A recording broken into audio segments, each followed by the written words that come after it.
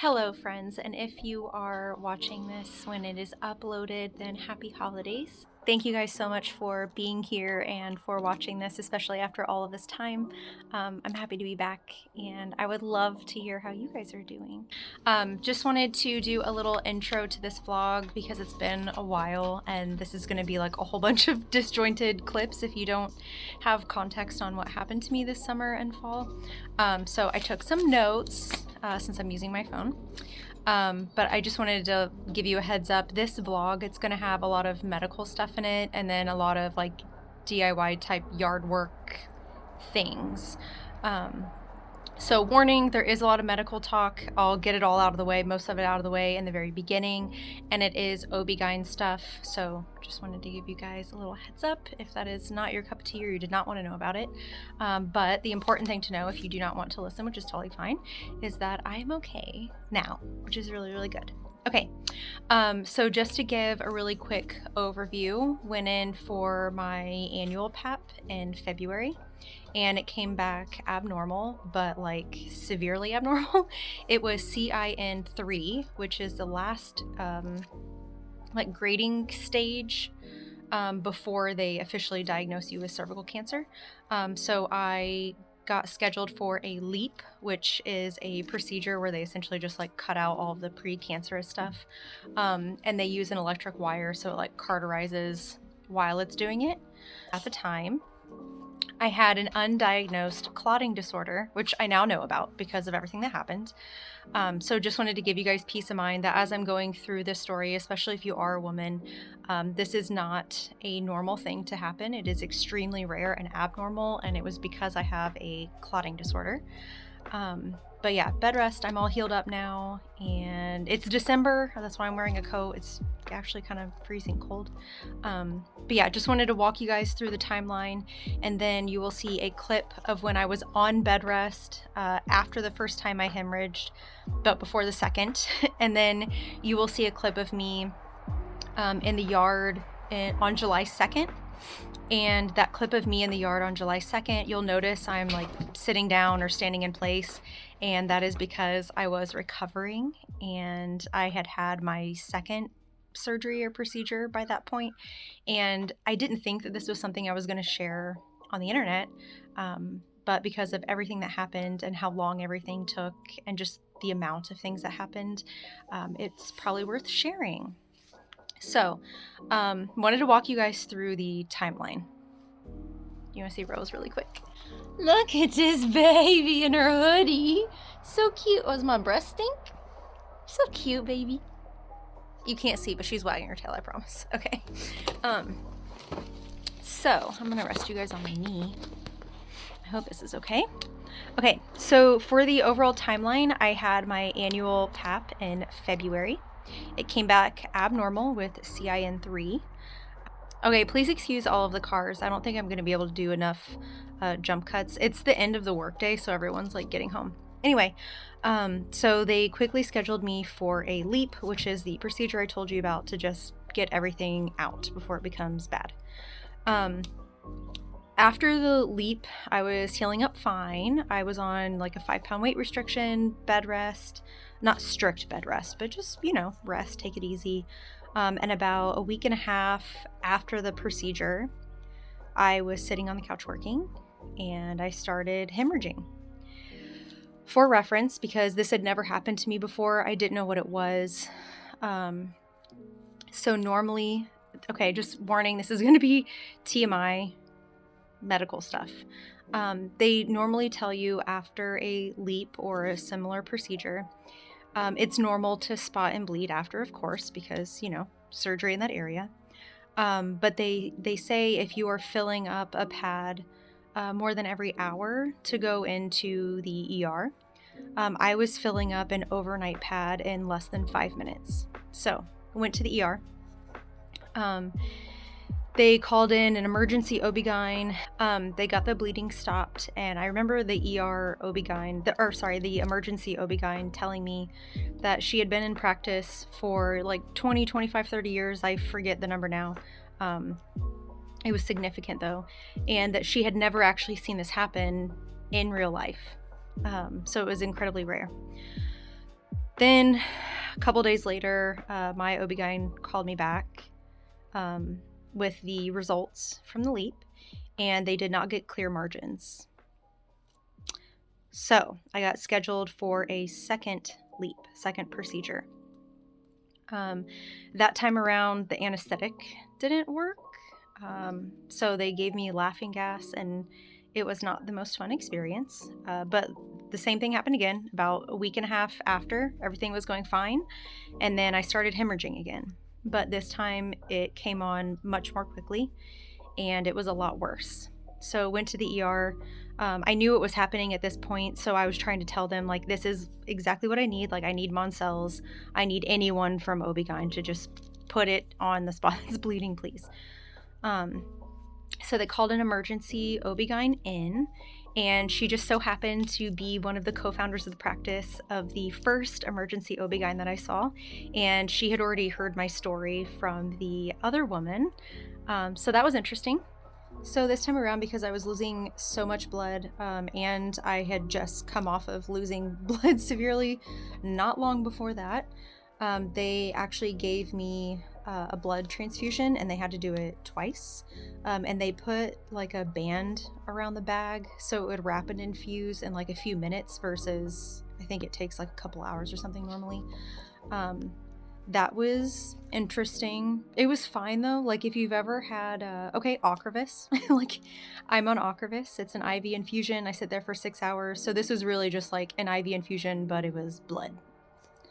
So the second emergency OB-GYN that came in to stop the blood, she again told me like this is incredibly rare for it to happen once, rare for it to happen twice. There's probably something wrong and you need to go see a hematologist. And I am so thankful for her. So went to the hematologist and I found out that I have low factor von Willebrand. So essentially that means that my body has it's like just slow to clot. It's not low enough to be completely diagnostic. So like my organs aren't just internally bleeding. But for like dental work or any other surgeries or procedures, they do have some type of medication that I can take, I think like the day before or the day of, just to help me clot. Realistically, I'm 35. I've had this my whole life. It explains why, like when I went to get my eyebrows done, microbladed or not microbladed. What do they call the other thing? Oh my gosh, what do they call the other thing? Like where they fill in the whole entire thing. They don't do powder brow. When I went and got a powder brow, instead of the 2 sessions, I had to go in for 3 because I was bleeding so profusely. Now it makes sense. It's because I can't clot. My tattoos would bleed anytime I went in for blood work or an IV. Like anytime I got sticked or poked or prodded, like I just bled like a stuck pig. So now it all makes sense. No Advil, no or little to no alcohol, stuff like that. Like anything that thins blood, aspirin, I have to avoid. But again, I've lived with this for 35 years, so I think it's just about being cautious. And then update, I'm fine now. I have clear margins after the second LEAP, but I am considered high risk for the type that I had, so I do have to get PAPs every 6 months. I just had my 6-month follow-up and I'm clear. Everything is still good to go, so that makes me really, really happy. But yeah, anyway, just wanted to share this because of everything that did end up happening. It wasn't just like a little one-off event that I could keep quiet. I was away for months. I hope you guys understand, and I hope you forgive me for kind of dropping off the face of the earth for a little bit. But I am back, and I'm going to be uploading this vlog, which covers August, September, and October, maybe even the first week of November. And then I will be uploading another vlog that covers November and December. And unfortunately, there is more health stuff that happened after that, but one thing at a time, okay? One thing at a time. So thank you guys so much for still being around and for watching this. Hello, friends. I'm on bed rest. I don't know if this clip is ever gonna make it to YouTube, but today's Sunday. I've been laying down on the couch since Friday. I had a LEAP on May 20th, And then Friday morning, I was sitting on the couch working from home, and I started hemorrhaging. I went to the ER. I lost a lot of blood. They got the bleeding stopped, and I'm on bed rest. I don't know what the point of this was. This is my life. I'm just on the couch. I've been in the same freaking... I changed when I got home from the hospital, obviously. But I've been in the same clothes ever since. I can't really sit up. Thank goodness for streaming. I've watched, The Veil, the series The Veil on Hulu. That was pretty good. I watched Poor Things with Emma Stone. That was quirky, but it was good. It was long too. It was like 2 hours, I think. Good morning and happy Tuesday. It is July 2nd. As you can tell, this part of the garden is overgrown. It is also the only part of the garden that hasn't been killed in the heat. The heat has been very, very bad, but luckily the monarch area is thriving for whatever reason, and I have seen quite a few monarchs and other types of butterflies there, so that makes me very, very happy. It is about 7 a.m. I think it's gonna rain. I think it's gonna rain soon, feels like rain. But last night, something ate all of the tops off of the sunflowers, just ate them clean off. I found one down in the yard, and it was starting to produce seeds, so that's kind of sad. But anyway, I'm gonna take all of the sunflower stalks and I'm gonna clip the leaves off of them. I have my little clippers. And then I'm gonna dry them out, and they get pretty hard, and they are really great garden stalks, and they're free. So I can use them like to stake tomato plants or beans or whatever next year. I saw someone put them together kind of in a tripod teepee shape for the tomatoes, the little tomato trellis. I thought that, or not tomatoes, beans, and I thought that was brilliant. So we're gonna give that a go. We're gonna see how it does. I was also going to do the same thing with the wild lettuce, just harvest it, because it kind of comes up in a stalk like this, and that's where all of the plant medicine is in the stalk, on the outside of the stalk.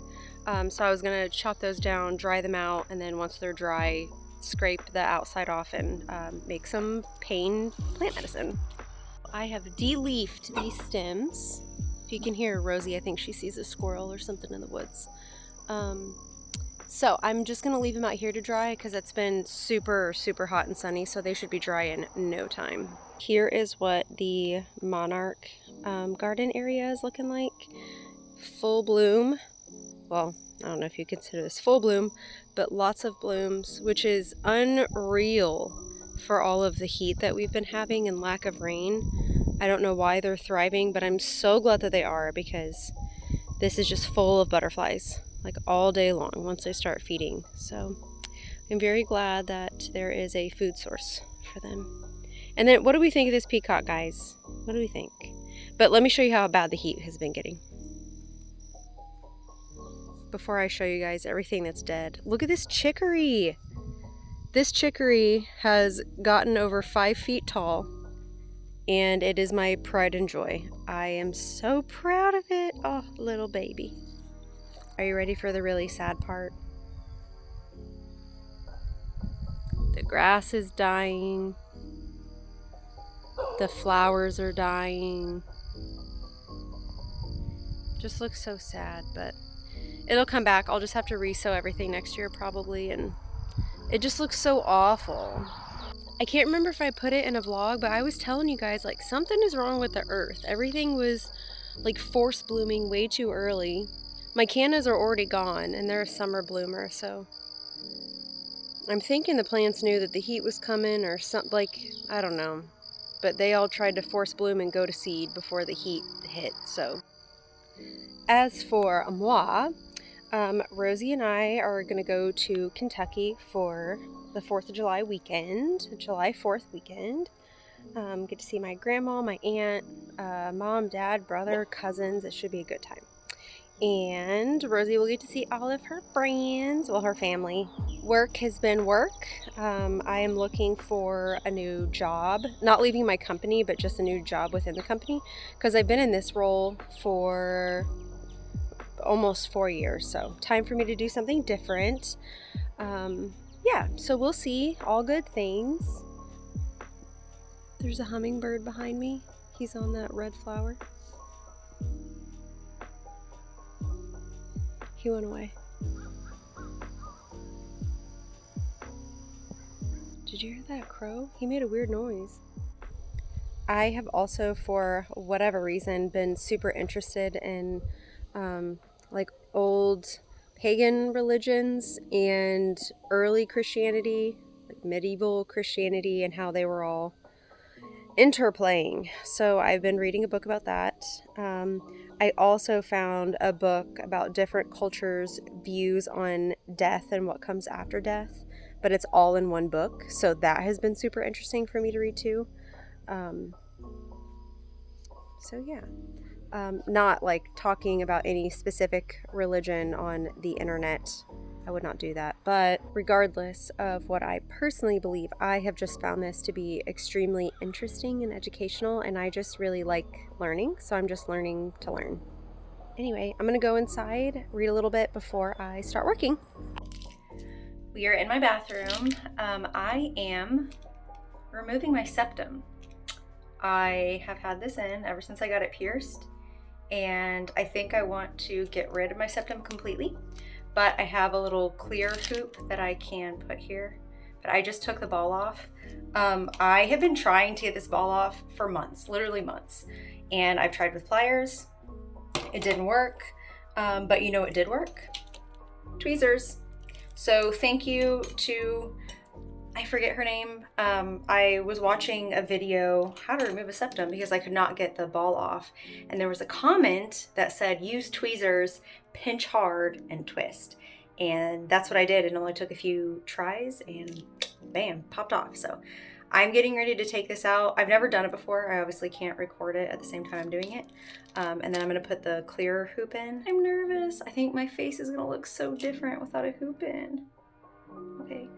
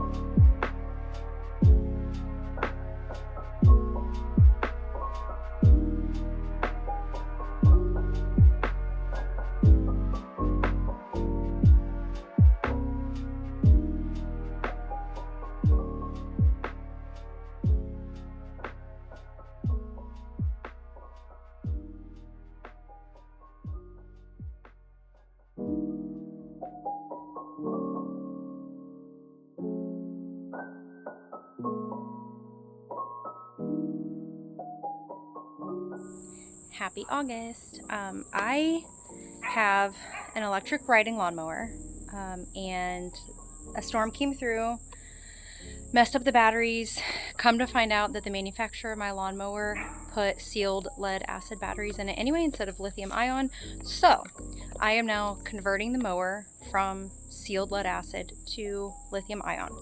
First things first, I had to buy a little charger and a smart charging converter thing, but the problem is this port, this charging port, doesn't quite fit into my mower. So what I'm gonna do is unscrew it, these four little things, take the cover off, and I'm just gonna swap the cover with the old one. The old one's in the garage, which I'm standing by. However, it's very dark in there because the light went out.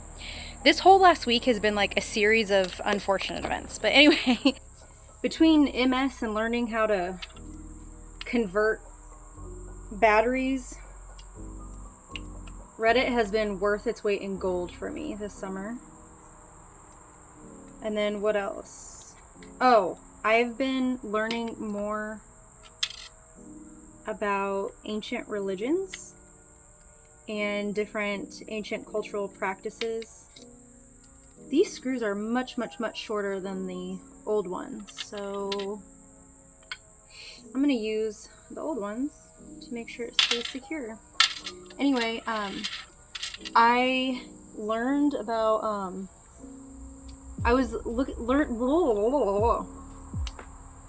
I started to learn more about like Druidism, and then I got into learning about Celtic way of life, culture, religion, practices, and then that kind of spun me into the broader pagan umbrella. So I am delving into ancient pagan religions of all types and learning about them. I decided to start with death as a topic. So I'll put the book, well, there's actually 2 books that I am looking to read next. One of them I just started. I'm only like 3 pages in, maybe 7, I don't know. Definitely single digits. But it's about all different types of pagan religions' views of the afterlife, or what they think the afterlife is, if there is one. So that seems to be keeping my interest a lot lately. Why are you not coming off? I just did my nails yesterday and they're long, and now I'm trying to do this. It feels like something's still holding on.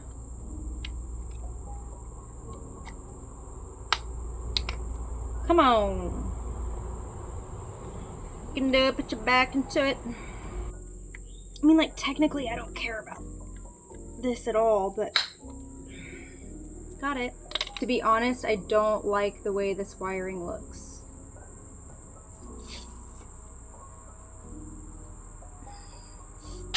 Let's try to do this. Blue is on the left and red is on the right. There's the pins coming out. They have a placeholder pin in here for the empty one, which I think that's the ground. And if that's the ground, I would really like to look more into how to have a ground. Seems pretty important. So like this pen will just be nothing, I guess, because it doesn't fit in there. Okay, let's plug these bad boys in. Blue on the left, red on the right. So I got this charger on Amazon as part of a conversion kit, but Ryobi, the manufacturer, I don't know if you guys care about this, they make 2 different ports for their mowers. I unfortunately have the port that doesn't fit this charger, so mine's probably older. So I'm guessing that's why. Okay, now I just gotta put this back on here. Okay, I'm getting messed up by mosquitoes. Oh, did you guys see in the MS subreddit, the actual CDC posted, the US CDC posted this thing on there that if you're on B cell depleters, you have to take extra precaution against mosquito and tick bites. So, I'm pretty sure I got like 8 mosquito bites just yesterday, just from being outside for a few minutes. I guess I'll just show you guys when I'm done, because this is pretty boring. I don't know if you guys are interested in lawnmower content, but I'm in my DIY phase, I guess. I refuse to spend thousands of dollars for something that I can spend a few hundred on with the help of Reddit. Okay, I'll just see you guys when I'm done with this, because this doesn't feel very exciting. Okay, bye!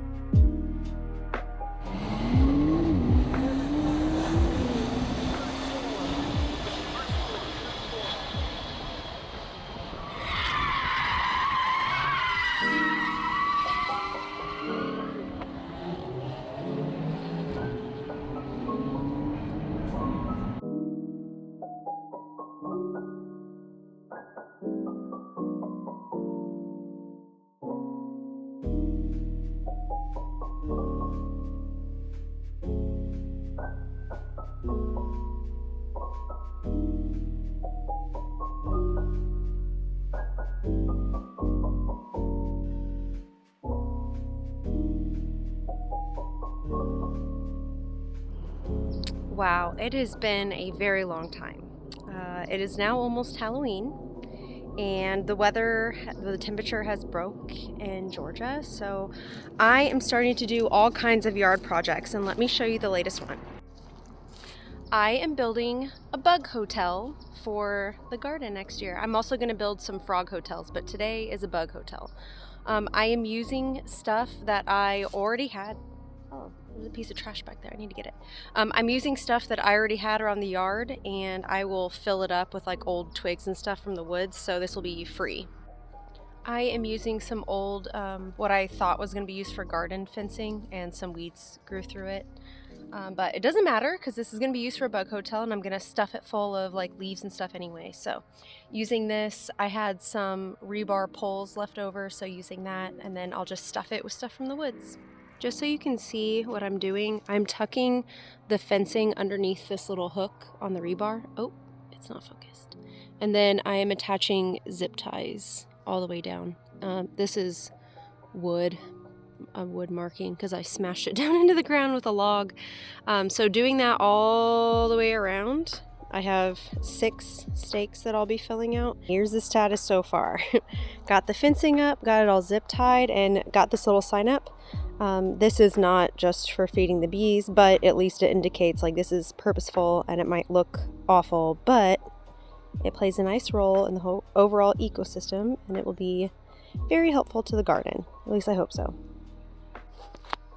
Please keep in mind I have absolutely no idea what I'm doing. So I did one little thing of pine cones, started a pile there, one of paper, and one of leaves, and then just some odds and ends. So I'm going to start filling this up. Probably one area with larger logs, one area with cardboard stack. Try and separate it up because I don't know bug preferences. So, well on our way. It's going to take a lot to fill this up. Okay, same day as the bug hotel clips, but now I am making a toad hotel. I'm going to make a toad hotel and a frog hotel. Oh, my little cooling thing fell off. I'm trying not to get my house in here. I have never made one of these before. Ignore this, it's from a different project. I'll show you guys later. But I have this relatively short but wide basin, so I'm going to use that. I have this to make them a little shallow watering hole. Got some pebbles in these terracotta pots, and then I'm going to lay the terracotta pots sideways so they can be little houses. And then I also have some topsoil, some dirt to put in there. So I don't know if this is going to work, but I figured they would need some water. And then I added the rocks just in case a pollinator gets in here and needs to crawl out. And then I have a little terracotta pot, a medium one, another little one, and I put soil on top. But that way they can go in the holes if they want. And then this has soil all the way to the bottom. I used to have a pet toad growing up, and he loved to bury himself, so I figured if they had room to dig down, maybe they would use it, but probably be better if you were looking at me while I was talking. I have a little cordless chainsaw, so I'm going to cut part of a pallet apart and make a little froggy toad ramp. So, exciting life, I know. Here are the 2 toad hotels now. I redid this one just to have the 2, and I placed them kind of diagonal from the water source. And then this one, I placed the water between them with the entrance facing away. I don't know what combination they'll like, not really sure. I hope that I at least get 1 inhabitant. I have somehow went from an MS channel to a DIY gardening channel. Anyway, today is the 29th, October 29th. I am currently, well, I got home from work. I was in the office today. So, got home from work, changed into something warm and comfortable that I can move around in outside, soft on my skin. And I am going to put up the garden fence. So the vision, we're all about vision here because you're just gonna have to see the vision with me because right now it's not there. I know. So the vision is to have a fence line that is 3 foot tall all the way around. Right here in this front entrance, because it kind of like dovetails into what will be a fig blueberry area. It just has some dying wildflowers in it right now. It's fall, so you know. This will eventually be a wall, and I'm gonna have a clematis. Hold on, there's a car. Have a clematis growing on it, and I got 2 dark purple clematis and 2 indigo clematis. So that will form like a flower vine wall. So when you are looking at the flowers and looking towards the garden, you will just see a wall of flowers unless you go through the gate back there. So I'm excited. So you guys can see what I am doing. I have these rebar stakes that I am just shoving into the ground, probably like, look, all this rust, probably like an inch or 2. And then I am measuring every 4 feet. I am putting another thing of rebar. Once I do that, I have this block of wood and I have a rubber mallet, so I'm going to put the block of wood on top of the rebar. It's a little thicker than what I need, but that's okay. And then I'll use the mallet on the block of wood to put the rebar in the ground. Otherwise, my mallet would get eaten up.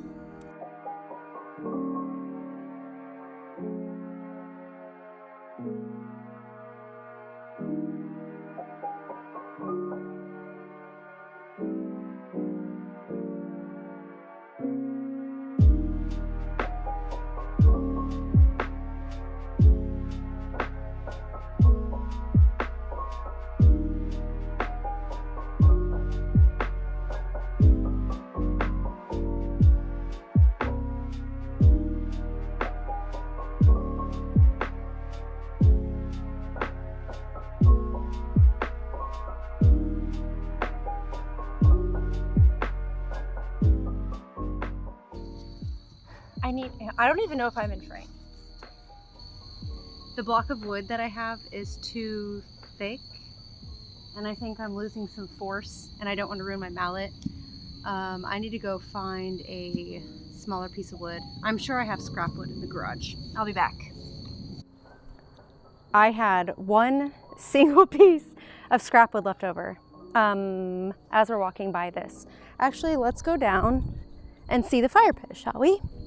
Ignore the trash. We were cleaning up from a little party. We had balloons with confetti on this and a little piñata, so there's still paper on the ground. It's biodegradable. I still need to pick it up though. But this is the fire pit area. So it's gonna be a rock garden with a table and stuff like that back there. And then a beach area. We're gonna put cornhole in the back. Ignore this stone that's pulled out.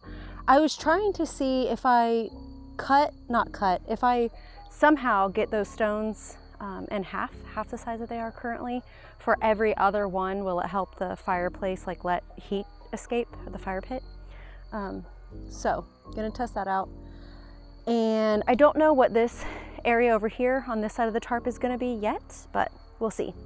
Anyway, back to the veggie garden. Found this 1 single piece of wood, and this is perfect. So pretty excited. Oh, and then we can also, I know, so beautiful, I know.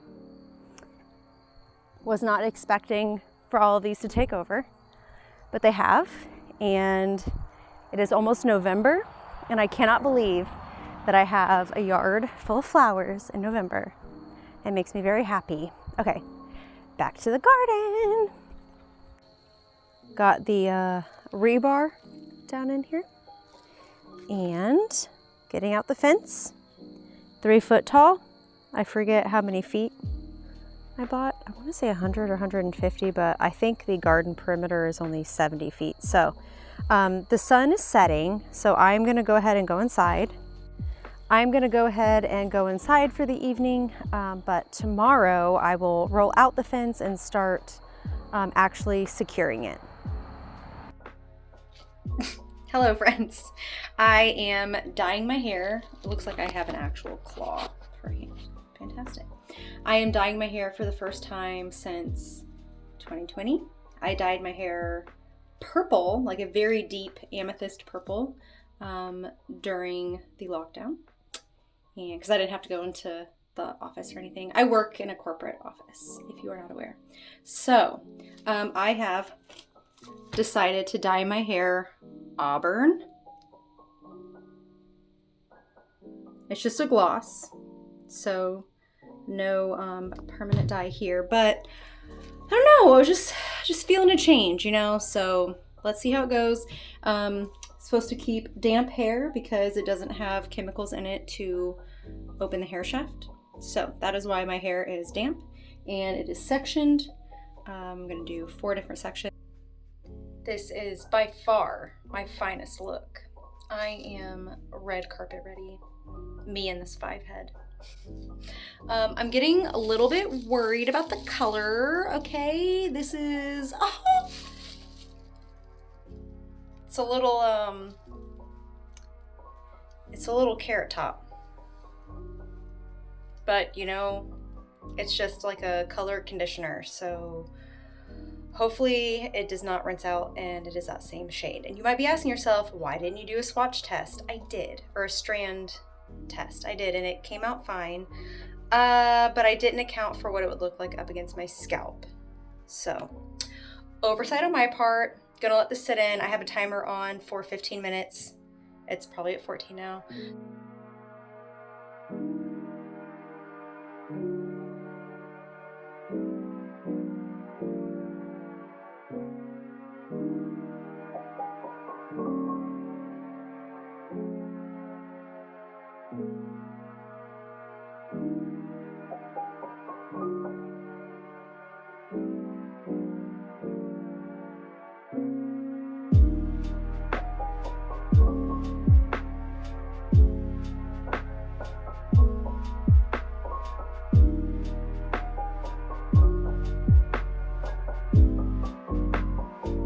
Mom said she was gonna eat a slice of pumpkin pie when she gets home. When we get home. Maybe. True. Day 1 of wearing this heart monitor. You can't even tell that I have it on. But I have an OB-GYN appointment. It is my 6-month follow-up.